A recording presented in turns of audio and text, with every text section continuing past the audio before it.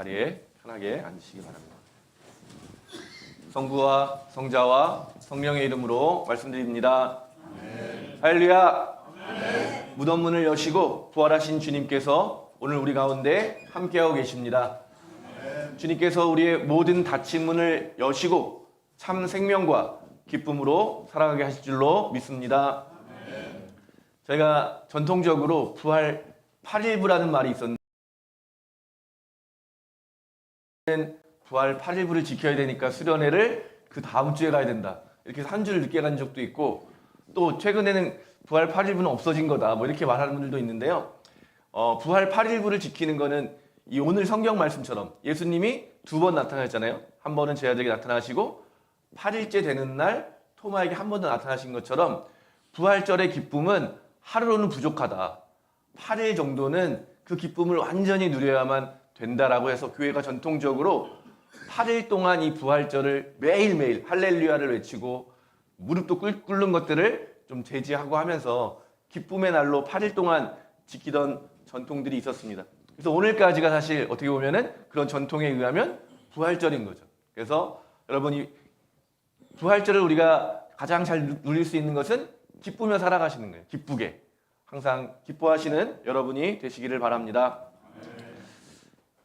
한 주 동안 여러 가지 일이 있었는데요. 성직자들과 함께 수련회를 갔다 왔는데 신부님들이 저에게 소문이 많이 났냐 이런 얘기를 하시더라고요. 그래서 저는 못 듣는 소문인데 신부님들이 삼본교회가 아주 좋아졌다는 소문을 듣고 있다. 그래서 저는 모르겠습니다 했더니 옆에서 또 나도 들었다 이런 증언들이 마치 부활의 증인이 나오는 것처럼 여러분들이 삼본교회가 뭐 아주 잘 되고 있다는 소식을 잘 듣고 있다 이렇게 말씀해 주셨는데요.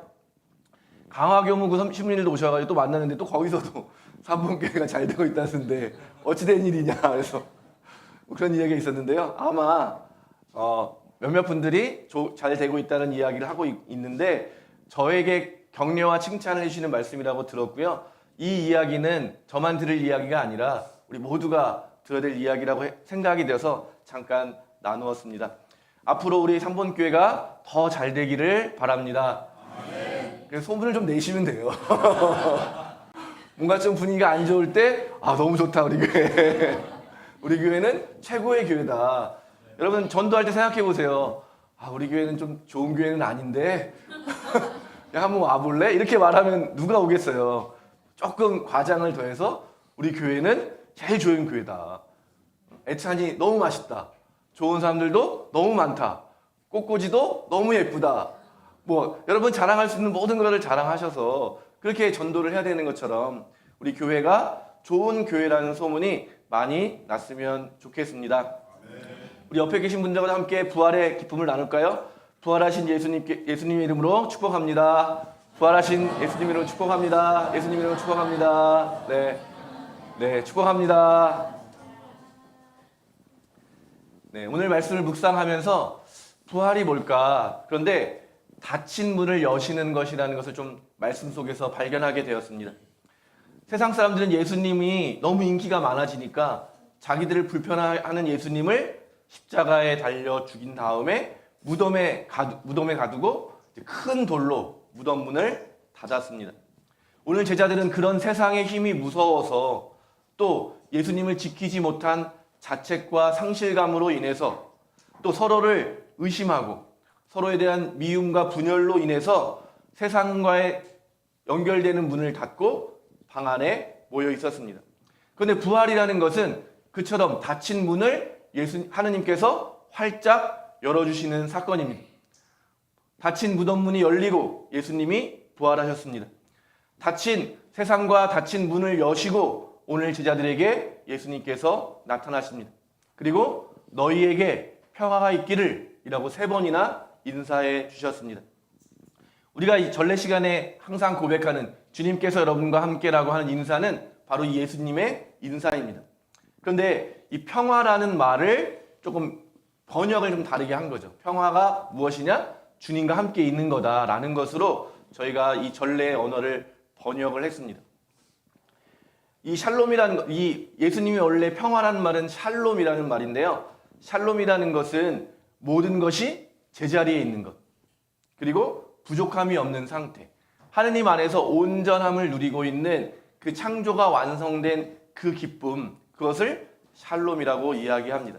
그렇기 때문에 우리가 인사하는 의미는 주님과 함께 있는 그 자리가 우리가 있어야 할 자리고, 주님과 함께 있는 자리가 우리의 모든 필요를 채워주는 풍족한 곳이라는 그런 믿음의 선포인 것입니다.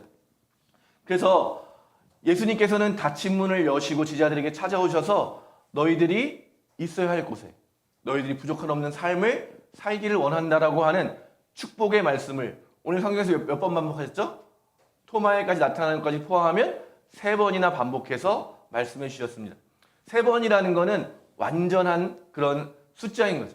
그냥 한두 번, 3번이라는 숫자가 아니라 여기에 모여있는 이 사랑하는 제자들이 하느님의 그 샬롬 안에 있게 되기를 축복해 주는 그런 말씀이었습니다. 그렇다면 결국 예수님께서 부활하신 의미는 오늘 우리가 부활을 기념하는 우리들에게도 샬롬이 있게 되기를, 우리가 지금 어디에 있어야 되고 우리의 필요를 채우시는 하느님과 함께 있기를 당부하시는 예수님의 축복의 말씀인 것입니다. 근데 그 제자들은 어디 있어요? 그 제자들은 그런 하느님 곁에 있지 못하고 두려움 때문에 불신앙의 모습으로 예수님께서 불러주신 소명의 자리, 세상에 하나님 나라를 선포하라고 하는 소명의 자리에서 이탈해 있는 자들에게, 서로 사랑하라는 예수님의 가르침으로부터 멀어져 있는 자들에게, 예수님을 믿지 못하고 세상과 두려움 속에 있는 그 믿음의 자리에서 떨어져 있는 자들에게 찾아오셨다는 이야기입니다. 여러분, 여러분의 부족함을 다시 한번 하나님께서 연연하지 않으시고 여전히 사랑해 주신다라고 하는 이 말씀을 믿으시기 바랍니다. 여러분이 어려움에 처해 있을 때, 여러분이 있어야 할 자리에 있지 못할 때 우리를 찾아오시는 분이 바로 부활하신 예수 그리스도라고 하는 사실을 여러분 믿으시기 바랍니다. 그렇기 때문에 우리는 부활하신 주님을 만나기 위해서 오늘 이 예배 자리에 나왔고, 그 부활하신 주님은 우리를 축복해 주시면서 우리가 있어야 할 자리로 인도해 주시는 분이라고 믿습니다. 부활의 능력은, 그러니까 부활을 체험한다고 하는 것은 실패의 자리에 있던 사람들이 다시 열매 맺는 귀한 자리로 옮아가는 것입니다. 믿지 못하는 불신의 자리에서 다시 믿음의 자리로 옮겨가는 것이 부활하신 주님을 만나는 사건입니다. 서로 미워하고 서로 두려워하고 갈라져 있는 자리에서 다시 한번 서로 사랑할 수 있는 사랑의 자리로 옮겨가는 것이 부활하신 주님을 만난 사람들의 변화의 모습입니다. 오늘 우리를 찾아오셔서 우리를 인도하시는 부활하신 주님과 함께 살아가시는 여러분이 되시기를 간절히 소망합니다. 부활하신 주님을 만난다는 것은 참 생명이시고 참 빛이신 예수님을 만나는 것이기도 하고요. 동시에 한없이 사랑해 주시는 하느님 아버지를 만나는 길이기도 합니다. 또 날마다 우리 안에서 우리를 도와주시는 성령 하느님을 만나는 일이기도 합니다. 삼위일체 하느님, 그분께서 주시는 축복이 여러분과 함께하기를 소망합니다. 토마에 대해서 오늘 이야기를 안 할 수가 없는데요. 토마에 대해서 여러분 어느 정도 알고 계시나요? 토마는 좀 억울할 것 같아요. 오랫동안 교회는 불신앙, 의심하는 사람, 이런 꼬리표를 토마에게 달았는데요. 더 앞에 요한복음을 보면 예수님께서 라자로를 다시 살리기로 마음 먹으시고 그걸로 가자, 유다인이 살고 있는 그 지역으로 가자라고 할 때 제자들이 뭐라고 하냐면요, 선생님, 얼마 전만 해도 유다인들이 선생님을 돌려 치려고 했는데 그곳으로 다시 가시겠습니까? 그러니까 라자로를 살리러 가면 다시 유다인들이 사는 마을로 가야 되는데 어떤 일이 있었어요? 예수님을 돌로 치려고 했는데, 그런 일이 다시 일어날 수 있는데 글로 갈 수 있겠습니까? 걱정과 두려움에 쌓여 있는 거죠. 근데 토마가 그 자리에 나서서 제자들에게 뭐라고 말하냐면요, 우리도 함께 가서 그와 생사를 같이 합시다. 예수님과 함께 갑시다. 죽음이 있더라도 함께 갑시다라고 제자들에게 말하고 함께 가는 장면이 있습니다. 그러니까 성서는 이런 이야기를 해주지 않지만 그 빈칸에 토마는 왜 그 자리에 없었을까?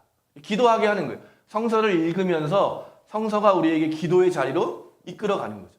왜 토마는 그 자리에 없었을까? 왜 예수님께서는 함께 모여 있을 때 나타나지 않으시고 토마가 없을 때 나타났을까? 그런 것들이 우리의 기도가 되고 그 기도를 통해서 우리가 하나님의 은총을 누리게 됩니다. 제가 묵상하면서 이런 토마의 상황을 본다면 다른 사람들은 두려워할 때 토마는 죽음의 공포를 이기고 세상에 나가서 예수님에 대한 여러 가지들을 무엇을 할 수 있을지를 찾아보는 그런 적극적인 일이 아니었을까. 그런 면에서 보면 우리가 알고 있던 사실과 완전 반대가 되는 거죠. 제자들은 겁쟁이가 되는 거고 토마는 용기 있게 끝까지 예수님을 따르려고 할 수 있는 일이 무엇일까 찾아보는 그렇게도 생각해 볼 수 있겠습니다. 그렇게 일주일 동안 열심히 자기가 여러 가지를 알아보고 돌아왔는데 동료들이 뭐라고 말하는 거예요? 부활하신 주님을 만났다. 그렇게 토마에게는 어떻게 들렸을까? 제가 한번 생각을 해봤어요. 묵상을 해봤어요. 토마에게 이 말의 의미가 뭘까? 부활하신 주님을 만났다. 토마는 뭐라고 얘기했냐면 우리가 지금 여기에 머물러 있어 안 된다. 죽을 수 있겠지만 죽음을 이기고 나가서 예수님이 하신 일을 계속해야 되지 않겠냐. 이렇게 말했던 토마에게 우리가 부활하신 주님을 만났다라고 하는 것은 이 정말 두려움에 빠져있는 겁이 많은 이들에게 하는 변명이라고 들리지 않았을까. 그렇기 때문에 이 토마가 하는 말은 불신앙의 말이라기보다는 동료들을 향한 비판의 말일 수 있지 않을까. 정말 그게 사실이라면 나는 만나면 직접 만져보고 직접 내가 그렇게 할 것이고 나는 믿겠다. 어떻게 보면 이 토마의 이야기는 분열되는 공동체, 각자의 방법으로 각자의 할 수 있는 방법으로 예수님에 대한 사랑을 전하고 있지만 그 마음이 분열되고 있는 상황을 보여주고 있는 것 같습니다. 그런데 이 토마를 우리라면 그렇게 믿지 못하고 갈등을 일으키는 사람을 공동체에서 내보내야 되는 게 맞는데 부활하신 주님 어떻게 하시는 거예요? 그 토마마저 그 모든 사람들이 다시 하나 될 수 있는 방법으로 다시 똑같은 기적을 반복해서 일으키십니다. 오늘 저는 말씀을 묵상하면서 불평이라도 또는 틀릴지라도 하느님 앞에 말하고 기도하는 것이 은총을 경험하는 길이라는 것을 깨닫게 되었습니다. 실제로 예수님께서는 토마가 말한 대로 자기의 상처를 직접 보여주시고 상처에 손을 넣게 하심으로 인해서 가장 늦게 부활을 경험했던 제자였던 토마가 가장 크고 놀라운 고백을 바치는 것으로 역전시켜 주십니다. 토마가 오늘 예수님께 드리는 고백, 나의 주님, 나의 하느님이라고 하는 고백은 예수님을 주님으로, 하느님으로 고백하는 놀라운 고백입니다. 그때까지만 해도 예수님을 하느님과 같은 분이라는 것을 아무도 알지 못했지만 토마는 그 긴 자신만의 활동을 통해 자기만의 기도를 통해서 직접 예수님께서 해주신 기적을 통해서 이 부활하신 예수님께서 삼위일체 하느님이시구나. 하느님과 본질이 같은 분이시구나라는 것을 깨닫게 되었고 놀라운 고백을 했던 것입니다. 우리가 있어야 할 곳은 바로 예수님 곁입니다. 그곳에 가야만 우리의 불신앙이 믿음으로 변화되고 우리의 갈라진 생각들이 하나로 모아지고 온전함이 경험할 수 있게 되고 우리의 부족함과 연약함들이 아픔들이 치유되는 회복이 그곳에서 일어나게 됩니다. 그래서 오늘 예수님께서 제자들에게 나타나신 이 사건들은 믿음이 깨어진 사람들을 다시 회복시키는 사건입니다. 서로 다투고 있는 사람들을 다시 화해시키는 그런 사건입니다. 깨어진 공동체와 깨어진 사랑이 다시 온전하게 되어서 그들이 다시 예수 그리스도를 믿는 교회로 다시 한번 세워지는 일을 예수님께서 해주셨습니다. 그렇기 때문에 부활의 사건은 바로 우리를 위한 하느님의 사랑입니다. 이렇게 말할 수 있는 거죠. 부활은 예수님을 영화롭게 하고 예수님을 위한 어떤 일이 아니라 부족하고 여전히 하느님을 따르지 못하는 부족한 우리를 위한 하느님의 사랑의 사건이라고 말할 수 있습니다. 오늘 부활하신 주님께서는 오늘 예배에 참여한 우리 모두가 다시 한번 온전해지기를 소망하고 계십니다. 하느님께서는 우리가 평화롭게 살아가기를 원하고 계십니다. 우리가 그것을 믿고 붙들면서 살아가게 될 때 부활하신 주님과 함께 살아가게 되는 것입니다. 무엇이 여러분을 지금 억누르고 있습니까? 무엇이 여러분이 있어야 할 곳에 있지 못하고 방해하고 있습니까? 무엇이 여러분을 꽁꽁 묶고 있어서 자유롭지 못하게 하고 있습니까? 그 모든 것을 오늘 부활하신 주님께서 오셔서 우리의 닫힌 모든 문을 열어주시고 우리가 있어야 할 곳으로 인도해 주시며 우리에게 필요한 모든 것을 채워주십니다. 그 말이 바로 그 인사 안에 담겨있는 하느님의 뜻입니다. 너희에게 평화가 있기를. 아멘. 오늘 제가 주보에 글을 쓴 것처럼 이제 부활의 기쁨의 50일을 어떻게 지내야 할까? 기도의 자리에서 부활하신 주님을 만나는 것으로 보내면 좋겠습니다. 여러분, 기도하시기 바랍니다. 좋을 때도 기도하시지만 믿어지지 않을 때 기도해야 되는 거죠. 일이 잘 될 때도 감사해야 되지만 뭔가 어렵고 힘들 때도 기도해야 되는 것이죠. 오늘 토마가 늦게 경험하게 되었지만 더 큰 믿음의 사람으로 거듭났던 것처럼 우리 모두 기도의 시간으로 이 기쁨의 50일을 채워나가기를 소망합니다. 그렇게 하느님을 붙들고 살아가게 될 때 우리의 삶에 귀한 열매를 맺게 될 것이라고 성서는 약속해주고 있습니다. 갈라디아서 5장에 바울로가 이렇게 이야기합니다.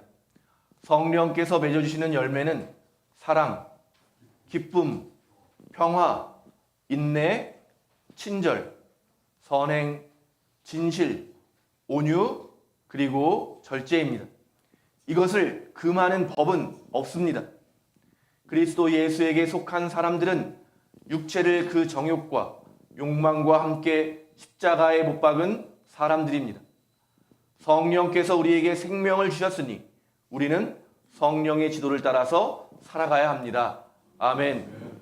이 모든 것을 금하는 법이 없다는 겁니다. 부활하신 주님께서 이미 우리에게 주신 축복을 우리 모두가 누렸으면 좋겠습니다. 그러기 위해서 여러분 가정에 기도의 자리를 마련하시기 바랍니다. 여러분의 24시간의 하루의 시간 중에 기도의 시간을 마련하시기 바랍니다. 기도할 때 기도로만 우리 교회가 온전히 세워질 수 있습니다. 기도할 때 부족하고 연약한 우리들이 온전함을 회복하게 됩니다.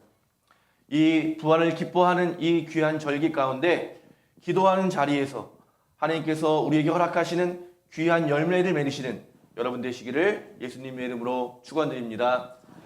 성부와 성자와 성령의 이름으로 말씀드렸습니다.